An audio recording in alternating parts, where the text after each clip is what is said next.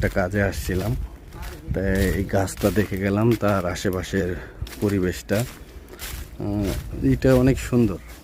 গাছটা দেখতে অনেক ভালো লাগলো। পরিবেশটা অনেক ভালো, দেখতেও খুব ভালো লাগলো। তা আমরা এটা আসলাম, এটা গোপালগঞ্জের যেতে, যশোরের রাস্তায় যেতে এটা পড়ে, ঐতিহ্যবাহী। আমরা আসলাম, খুবই ভালো লাগলো। গাছটা শতবর্ষীয় ঐতিহ্য সেই গাছ, অনেক অনেক সুন্দর। গাছটা অনেক পুরাতন একটি গাছ, খুবই ভালো লাগলো।